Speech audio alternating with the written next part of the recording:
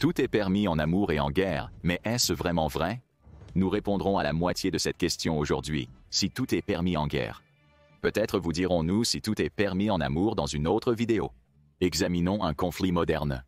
Tout au long de la guerre russo-ukrainienne, le président russe Vladimir Poutine et la Commission présidentielle russe des droits de l'enfant, Maria Lvova-Belova, ont emmené des milliers d'enfants ukrainiens de leur patrie pour être intégrés en Russie et dans leur culture. Poutine a même signé une loi permettant à ces enfants ukrainiens d'être naturalisés plus facilement en tant que citoyens russes. Bien que la Russie et l'Ukraine soient en guerre, des pays et des organisations ont dénoncé l'enlèvement et la déportation d'enfants par la Russie comme illégaux. Choquant, non? L'Organisation des Nations Unies a qualifié cela de crime de guerre. La Cour pénale internationale est allée un pas plus loin en émettant des mandats d'arrêt contre Poutine et Lvova-Belova. Il est donc clair que tout n'est pas juste en guerre. Les pays acceptent des règles et devraient y être liés. Pourtant, des dictateurs comme Poutine peuvent ne pas suivre beaucoup de ces règles, mais en théorie, il y a des manières correctes et incorrectes de mener une guerre. Alors, quand et où ces règles ont-elles été créées? Quelles sont-elles et pourquoi les avons-nous? Regardons de plus près. Pour élucider cela, retournons à 1859 dans une ville probablement inconnue à vous, Solferino, dans l'Empire autrichien. C'est aujourd'hui une petite ville en Italie moderne. Quoi qu'il en soit, notre histoire commence avec le Suisse, Henri Dunant, qui a été témoin des conséquences de la bataille de Solferino, une bataille sanglante où l'on estime que près de 30 000 hommes ont été blessés ou tués. Après avoir soigné les blessés sur le champ de bataille, Dunant est revenu en Suisse, inspiré à changer suite aux horreurs observées. En 1862, Dunant a publié un souvenir de Solferino, pour ceux qui ne parlent pas français. Il décrit les terribles conditions des champs de bataille et espère deux améliorations pour toutes les guerres. Premièrement, il voulait qu'une organisation de secours soit créée pour s'occuper des blessés en temps de guerre. Deuxièmement, il voulait un traité entre les pays, même ceux en guerre, qui s'accorderaient sur certains principes, tels que la manière de traiter les soldats blessés. Un an plus tard, en 1863, Dunant a vu son premier vœu exaucé par plusieurs autres messieurs suisses de la Société de guerre publique de Genève. Ils ont convenu de former le Comité international pour le soulagement des blessés. Aujourd'hui, nous nommons cette organisation la Croix-Rouge. Un an plus tard, en 1864, le deuxième vœu de Dunant a été réalisé. De nombreux pays européens, dont l'Espagne, la France et l'Italie, ont assisté à une convention à Genève, en Suisse. Ici, ils ont signé ce que nous pourrions très bien considérer comme le premier accord de traité de paix international sur les règles pour les conflits armés, la première convention de Genève. Les règles de guerre internationales sont apparues, instaurant un jeu équitable et inéquitable en temps de guerre. Durant les 85 années suivantes, la Convention de Genève s'est mondialisée, tandis que davantage de pays adhéraient au traité. Le Royaume-Uni s'est affilié un an plus tard, en 1865, et le président Chester Arthur a validé la Convention de Genève pour les États-Unis en 1882. De nouvelles dispositions ont été apportées au traité au fil des années. La première convention traitait principalement des soldats au sol et des blessés. La deuxième Convention de Genève traitait des droits des forces armées en mer. La troisième Convention de Genève traitait des droits de l'homme hors combat, stipulant le traitement des prisonniers de guerre. La quatrième disposition détaillait les droits et protections des civils en temps de guerre. Ces dispositions ont été ratifiées en 1949 après la Seconde Guerre mondiale. Ce n'était pas 12 pays cette fois, mais 196 qui ont signé ce que nous appelons maintenant la Convention de Genève. Maintenant, nous n'étions pas limités à un accord entre les pays européens, mais nous avions un véritable accord mondial sur les règles de la guerre. Même cela n'était pas assez pour comprendre toutes les règles de la guerre équitable. Avec l'augmentation de la population humaine, les technologies et méthodes de guerre se sont développées. Les conflits actuels en Ukraine diffèrent assurément de la bataille de Solferino ou des combats de la Seconde Guerre mondiale. Les règles de guerre sont un accord en perpétuelle évolution. De nouvelles règles sont ajoutées à la première Convention de Genève à mesure que de nouvelles situations apparaissent dans la guerre moderne, tout comme de nouvelles conventions l'ont été précédemment. De nos jours, les conventions de Genève et les autres lois internationales constituent les règles officielles de la guerre, que nous appelons formellement le droit international humanitaire. Ok, donc nous sommes maintenant à jour. Nous avons le droit international humanitaire, mais que dit-il que nous pouvons et ne pouvons pas faire dans une guerre? Nous ne pouvons pas couvrir l'ensemble du droit international humanitaire dans cette vidéo. Le sujet est trop large pour être traité. Si nous tentions, la vidéo ne se finirait pas avant d'atteindre la paix mondiale et l'inutilité du droit international humanitaire. Mais examinons quelques aspects clés du droit international humanitaire et des exemples historiques de moments où ces règles ont été enfreintes. Premièrement, une bonne partie du droit international humanitaire provient de la Convention de Genève. Elle comprend donc toutes les protections prévues pour les parties de ces groupes. tels que les soldats actifs et blessés, les prisonniers de guerre et les civils. Il existe d'autres règles allant de la protection des monuments culturels, la guerre chimique et jusqu'à l'interdiction de l'utilisation des armes nucléaires, mais nous ne voulons pas simplement regarder un bout de papier et penser à ces choses quand il y a de nombreux exemples historiques concrets à considérer. Commençons par l'opération Popeye. Alors, allons de l'avant et voyageons à nouveau dans le temps, cette fois à la guerre du Vietnam dans les années 60. Les États-Unis et le Vietnam étaient en guerre depuis plus d'une décennie, et il ne semblait pas y avoir de fin en vue. Tout le monde était fatigué de la guerre et des tactiques et stratégies traditionnelles, mais les États-Unis ont alors eu une idée. Que dirait-il d'essayer quelque chose d'inhabituel, comme utiliser la modification climatique comme arme? Ainsi naquit l'opération Popeye. Dans cette mission ultra-secrète, les États-Unis d'Amérique ont déployé des avions au Vietnam pour disperser des produits chimiques dans les nuages, prolongeant ainsi la saison des moussons dans certaines régions du pays. C'est l'ensemencement des nuages pour intensifier les conditions à la base vietnamienne. Une saison des moussons prolongée entraînerait des problèmes comme des glissements de boue et une dégradation du sol. Le projet a été dirigé par le propre secrétaire d'État machiavélique de l'Amérique, Henry Kissinger. L'escadron a utilisé le slogan « Faites de la boue, pas la guerre » lors de l'opération pour soutenir leurs objectifs. Les États-Unis ont poursuivi cette mascarade pendant 5 ans jusqu'à 1972. L'opération a été divulguée et est devenue de notoriété publique. C'était certainement une tactique de guerre non conventionnelle, mais était-elle contraire aux règles de la guerre définies par les traités internationaux? L'opération Popeye était-elle injuste? Techniquement, le projet n'était pas injuste. L'utilisation de la modification du climat comme arme n'était pas explicitement interdite par la Convention de Genève ou d'autres accords internationaux, du moins pas jusqu'à quelques années plus tard. En 1978, une nouvelle disposition du droit international est entrée en vigueur, la Convention sur la modification de l'environnement. Cet accord interdit explicitement l'utilisation du climat comme arme, comme dans l'opération Popeye. Il y a eu un grand tollé public lorsque les gens aux États-Unis et dans d'autres pays ont découvert l'opération Popeye. Beaucoup estiment qu'il était mal d'employer de telles tactiques inhabituelles, même sans interdiction explicite. M. Kissinger aurait pu être sournois et malveillant en menant une telle opération secrète et clandestine. Alors, était-ce immoral et injuste? Ou M. Kissinger n'est-il pas coupable sur la base de l'ex post facto ou d'accuser quelqu'un d'un crime avant que l'action ne soit illégale? Bien. C'est une question philosophique en débat constant. Quoi qu'il en soit, il est clair que l'opération Popeye est un bon exemple de la manière dont les règles de la guerre doivent être mises à jour en raison des technologies changeantes. Vous vous demandez peut-être, qu'en est-il d'une violation manifeste des règles de la guerre? Qui a déjà été établi? Y en a-t-il eu dans l'histoire récente? Hélas, il y en a trop. Nous avons déjà abordé des expériences sur des prisonniers de guerre américains au Vietnam dans une précédente vidéo. Consultez la vidéo via le lien dans la description. Mais avant de faire cela, voyons comment les États-Unis ont violé le droit humanitaire international en incendiant une bibliothèque pendant la guerre en Irak. Les États-Unis ont envahi l'Irak parce qu'ils pensaient à tort que l'Irak et son dirigeant, Saddam Hussein, abritaient des armes de destruction massive et avaient des liens avec l'organisation terroriste Al-Qaïda. Au début de la guerre en avril 2003, les troupes américaines ont envahi la capitale de l'Irak, Bagdad. Cette bataille est devenue connue sous le nom de, vous l'avez deviné, la bataille de Bagdad. L'armée américaine a surpassé les troupes irakiennes et a remporté la bataille, mais à des coûts élevés pour le peuple irakien et sa culture. L'un de ces coûts était la Bibliothèque nationale d'Irak et les bâtiments environnants qui ont été pillés et brûlés lors de l'invasion. La bibliothèque était un site patrimonial majeur pour les Irakiens. Avant d'être brûlée, elle abritait des manuscrits, des livres et d'autres documents historiques vieux de milliers d'années et faisant partie intégrante de la culture et du patrimoine irakien. Beaucoup dans le monde occidental peuvent ne pas saisir pourquoi la destruction de la bibliothèque était un drame majeur. Après tout, les objets peuvent être remplacés, pas les vies humaines. Certaines choses sont irremplaçables. Imaginez la bibliothèque du Congrès à Washington, district de Columbia, était incendiée et pillée. Ce serait un dur coup pour l'histoire et la préservation culturelle des États-Unis. Imaginez la Russie envahissant l'Italie et la France. Les œuvres d'art et de culture devraient être préservées des guerres. Ne voudriez-vous pas que les règles de la guerre protègent des œuvres d'art, telles que la statue de David, la chapelle Sixtine et la Joconde? Et si la Russie est un jour envahie, il est important de préserver les œuvres d'artistes russes célèbres et importants. Mais revenons à l'Irak. Peu de temps après la bataille de Bagdad, le président George Bush a prononcé son célèbre discours de mission accomplie à bord du porte-avions United States Ship Abraham Lincoln. Le président Bush pensait que les États-Unis avaient atteint leurs objectifs dans la guerre en Irak en un peu plus d'1 mois, loin de se douter que la guerre se poursuivrait pendant 8 années supplémentaires, Donc, la mission était loin d'être accomplie. Il faut rendre à César ce qui est à César.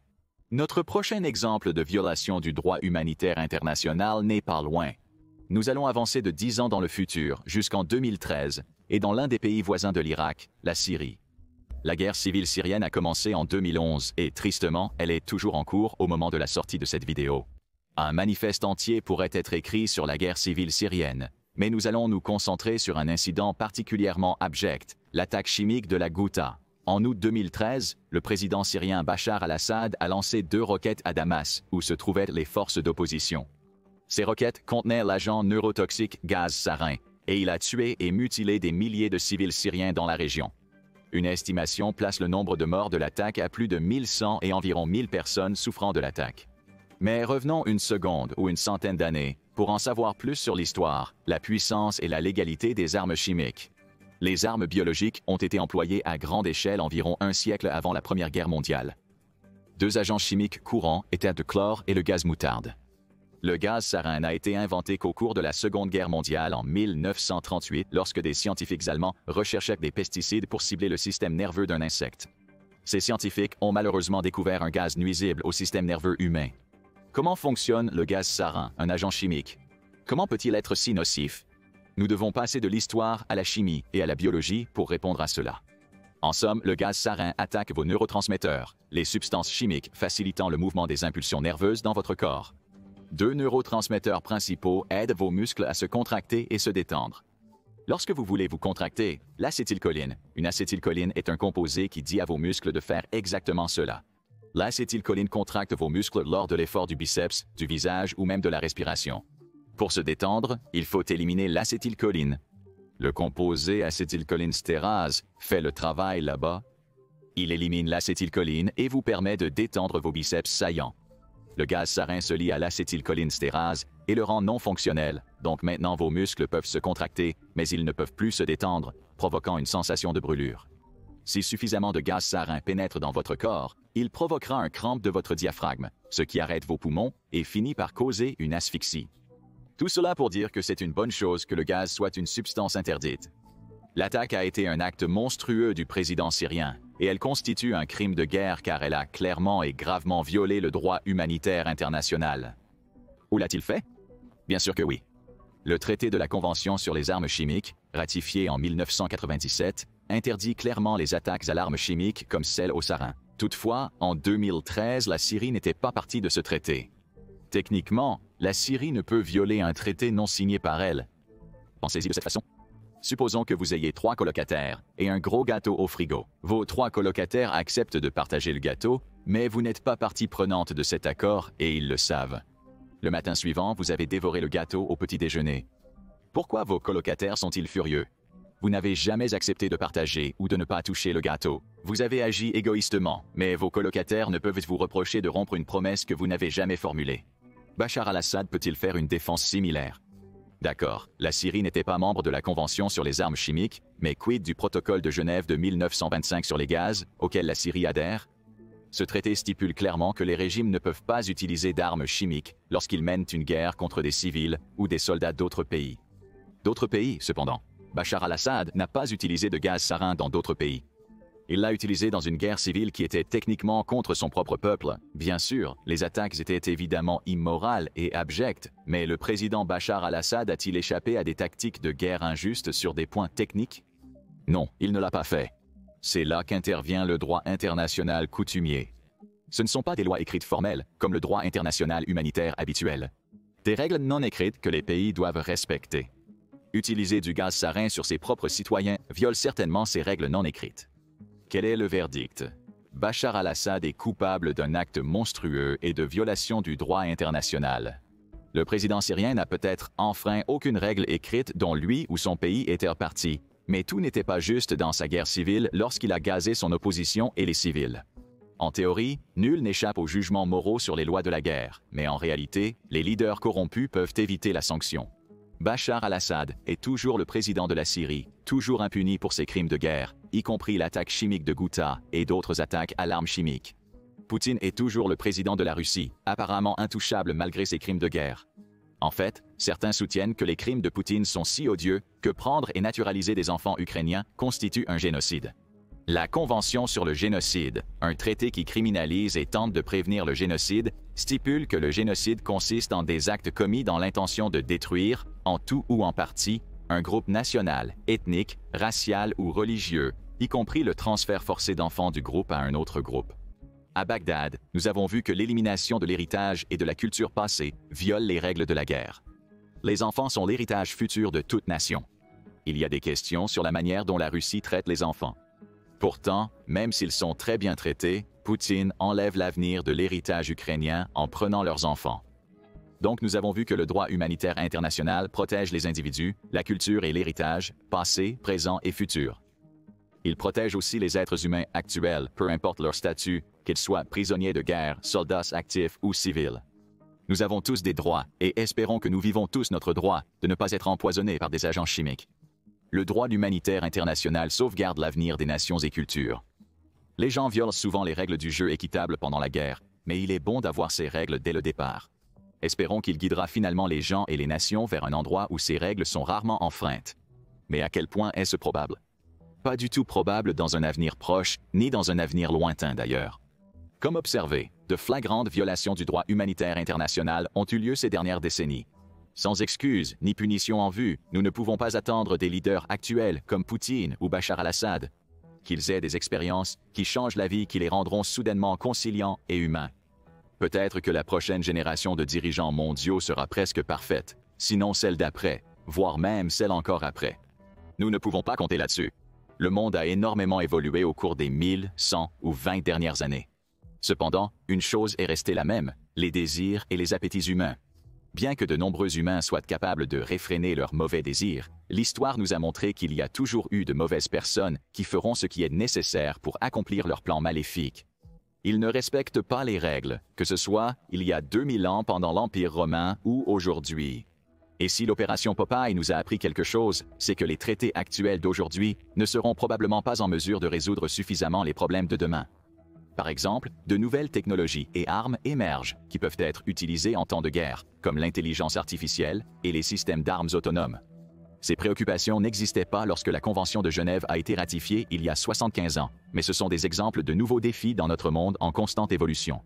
Ces technologies soulèveront de nouvelles questions, comme quel type de sous-routines éthiques devraient être intégrées dans les systèmes d'armes. Ces éthiques devraient suivre le droit humanitaire international. Que se passe-t-il si les systèmes échouent? Et si un dirigeant maléfique dit à tout le monde que leurs systèmes d'armes automatiques sont, je cite, éthiques, mais les rend secrètement maléfiques? Qu'en est-il de l'intelligence artificielle, IA? Elle est encore à un stade précoce, mais que se passerait-il si un jour l'intelligence artificielle devenait assez intelligente pour se rebeller contre le droit humanitaire international? Après tout, ces règles sont pour les humains. L'intelligence artificielle pourrait un jour décider que les humains sont inférieurs et créer une législation mondiale sur l'intelligence artificielle.